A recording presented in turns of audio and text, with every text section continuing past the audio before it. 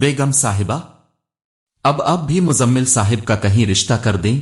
बल्कीस ने दूध का गिलास मुमताज बेगम को पेश करते हुए साथ ही साथ तजवीज भी पेश कर दी। इसके सामने मत कह देना, तेरा भी लिहाज नहीं करेगा। मुमताज बेगम ने दूध का घूंट लेते हुए बल्कीस को खबरदार कर दिया। जी बेगम साहिबा, एक बात की समझ नहीं आती, मुजम्मिल साहिब को शादी से इतनी नफरत क्यों है? बल्कीस तो भी कमली है, तुझे सारी बात का तो पता है, फिर भी ये सवाल पूछ रही है। मुमताज बेगम ने दुखी होकर कहा, बेगम साहिबा, मुजम्मिल साहिब वो सब भूल क्यों नहीं जाते? कैसे भूल जाए?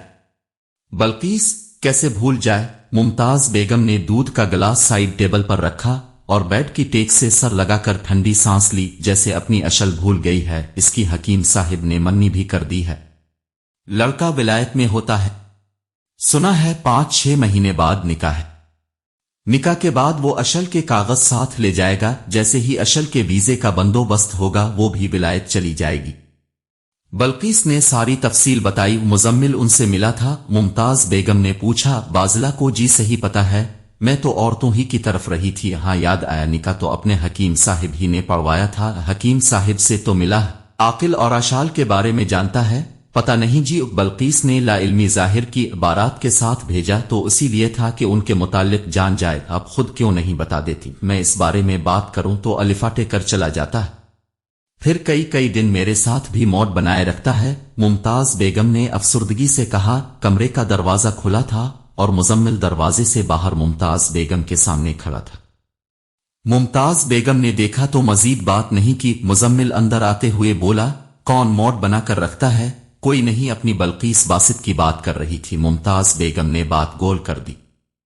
मुजम्मिल ने बल्कीस की तरफ देखते हुए कहा, अब जाएं, घर में बहू आई है, इसे नाश्ता वगैरह करवाएं। बाजला ने जी उन्हें नाश्ता करवा दिया है।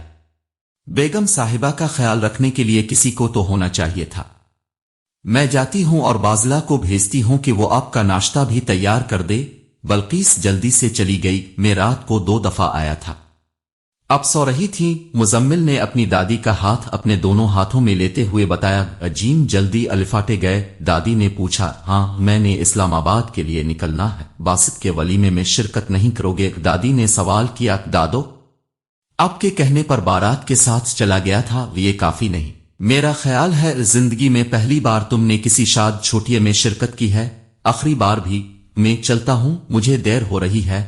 मुजम्मिल जल्दी से दादी के बेडरूम से निकल आया। इसे अंदाजा था अब दादी बात से बात निकाल कर घूम फिर कर उसकी शादी की बात करेंगी। बेगम साहिबा, अब भी मुजम्मिल साहिब का कहीं रिश्ता कर दें। बल्कीस ने दूध का गिलास मुमताज बेगम को पेश करते हुए साथ ही साथ तजवीज भी पेश कर दी। इसके सामने मत कह देना, तेरा भी लिहाज नहीं करेगा। मुमताज बेगम ने दूध का घूंट लेते हुए बल्कीस को खबरदार कर दिया। जी बेगम साहिबा, एक बात की समझ नहीं आती, मुजम्मिल साहिब को शादी से इतनी नफरत क्यों है? बल्कीस तो भी कमली है, तुझे सारी बात का तो पता है, फिर भी ये सवाल पूछ रही है। मुमताज बेगम ने दुखी होकर कहा, बेगम साहिबा, मुजम्मिल साहिब वो सब भूल क्यों नहीं जाते? कैसे भूल जाए? बल्कीस कैसे भूल जाए? मुमताज बेगम ने दूध का गिलास साइड टेबल पर रखा और बेड की टेक से सर लगाकर ठंडी सांस ली, जैसे अपनी अशल भूल गई है। इसकी हकीम साहिब ने मन्नी भी कर दी है। लड़का विलायत में होता है, सुना है 5-6 महीने बाद निकाह है। निकाह के बाद वो अशल के कागज साथ ले जाएगा। जैसे ही अशल के वीजे का बंदोबस्त होगा वो भी विलायत चली जाएगी। बल्कीस ने सारी तफसील बताई। मुजम्मिल उनसे मिला था। मुमताज बेगम ने पूछा, बाजला को? जी सही पता है, मैं तो औरतों ही की तरफ रही थी। हाँ याद आया, निकाह तो अपने हकीम साहिब ही ने पढ़वाया था। हकीम साहिब से तो मिला, आकिल और आशाल के बारे में जानता है? पता नहीं जी। बल्कीस ने ला इल्मी जाहिर की इबारात के साथ भेजा तो इसीलिए था कि उनके मुतालिक जान जाए। अब खुद क्यों नहीं बता देती? मैं इस बारे में बात करूं तो अलिफाटे कर चला जाता है, फिर कई दिन मेरे साथ भी मौत बनाए रखता है। मुमताज बेगम ने अफसुर्दगी से कहा। कमरे का दरवाजा खुला था और मुजम्मिल दरवाजे से बाहर मुमताज बेगम के सामने खड़ा था। मुमताज बेगम ने देखा तो मजीद बात नहीं की। मुजम्मिल अंदर आते हुए बोला, कौन मौत बनाकर रखता है? कोई नहीं, अपनी बल्कीस बासित की बात कर रही थी। मुमताज बेगम ने बात गोल कर दी।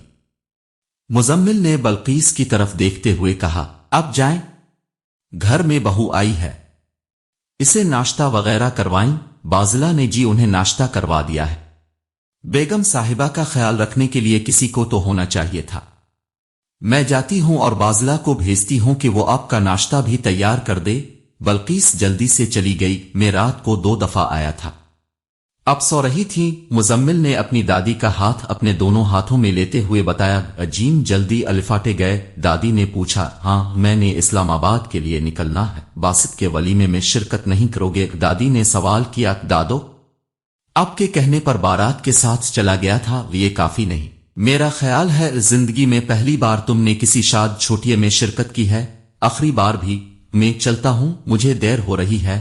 مزمل جلدی سے دادی کے بیڈ روم سے نکل آیا، اسے اندازہ تھا اب دادی بات سے بات نکال کر گھوم پھر کر اس کی شادی کی بات کریں گی۔ مریم بی بی نے کپڑے رکھے اور کرسی پر بیٹھ گئی۔ کالج جاتی ہے؟ چھوٹی کہاں ہے؟ سچی بات تو یہ ہے وہ لڑکا مجھے بھی بہت اچھا لگا تھا، میں تو چاہتی تھی تیری بھی کسی ایسے ہی لڑکے سے شادی ہوتی۔ ماہم نے فوراً اپنی ماں کی طرف دیکھا۔ مریم بی بی پہلے ہی سے ماہم کو دیکھ رہی تھی، اس نے ماہم کے چہرے کی تحریریں پڑھنے کی کوشش کی۔ ماہم نے نظر جھکا لی۔ اگر کہو تو میں لالا جی کو انکار کر دو؟ مریم بی بی نے ایک بار پھر ٹٹولتی نظروں سے دیکھتے ہوئے ماہم سے پوچھا۔ امو جی، آپ کو پتا تو ہے میرا جواب، پھر کیوں پوچھتی ہے؟ ماہم نے بغیر دیکھے خشک لہجے کے ساتھ جواب دیا۔ استری بند کی اور کمرے سے نکل گئی۔ صحن میں اس کا مومنہ سے سامنا ہوا۔ یاپی امو کے کپڑے؟ مومنہ نے کپڑے دکھاتے ہوئے کہا۔ پریس کر دینا۔ ماہم نے دوسری منزل کی طرف چڑھنے والی سیڑھیوں کے پاس پہنچ کر جواب دیا۔ وہ سیڑھیاں چڑھتے ہوئے اپنے کمرے میں چلی گئی۔ آپی کو کیا ہوا؟ امو جی، مومنہ اپنی ماں کے سامنے کھڑی تھی۔ کچھ نہیں، تم تیار ہو جاؤ۔ تیار ہو گئی ہو؟ شمائل نے مستی سے موبائل پر ستارہ سے پوچھا۔ ہو رہی ہوں۔ ستارہ شیشے کے سامنے بیٹھی ہوئی بولی۔ میں تو ابھی پارلر سے آئی ہوں، شمائل نے شوخی مارتے ہوئے بتایا۔ ہم دالہن کو لینے جا رہے ہیں، تم خود ہی دالہن بن رہی ہو، اور زیادہ شوخیاں مت مارا کرو، میرے بھی 2 بھائی مسقط میں ہیں۔ ستارہ نے روکھا سا جواب دیا۔ ناراض کیوں ہو؟ رات میری نیند خراب کر دی، اب پوچھ رہی ہو ناراض کیوں ہوں؟ ایک ہی رات لگائی ہے فیس بک پر، عجیم ولیمے میں میرے آگے پیچھے گھومے گا، شمائل نے فخریہ انداز سے بتایا۔ کیا کہا تم نے؟ اسے فرینڈ ریکویسٹ بھیجی تھی، اس نے ایکسپیکٹ کر لی، پھر صبح تک اس سے میسج پر گپ شپ ہوتی رہی ہے۔ شمائل نے اپنی محبت میں فتح کی روداد سنائی۔ محبت کے مقابلے میں نفرت کرنا آسان ہے۔ تم جاؤ اشل بیٹی، خالہ ممتاز سے اچھی طرح سے ملنا، ان کو اپنا تعارف بھی کروانا۔ حکیم صاحب اشل کو سمجھا رہے تھے، وہ تو یہ سوال کر مجھ سے نفرت کریں گی؟ اشل معصومیت سے بولی۔ کیا تم مزمل سے نفرت کرتی ہو؟ حکیم صاحب کے پوچھنے پر اشل نے بھولے پن کے ساتھ نفی میں گردن ہلائی۔ میں بھی نہیں کرتا، اس سب میں ہم لوگوں کا تو کوئی قصور نہیں، نہ تو ہمیں ایک دوسرے سے بغض رکھنا چاہیے اور نہ ہی شرمندہ ہونا چاہیے۔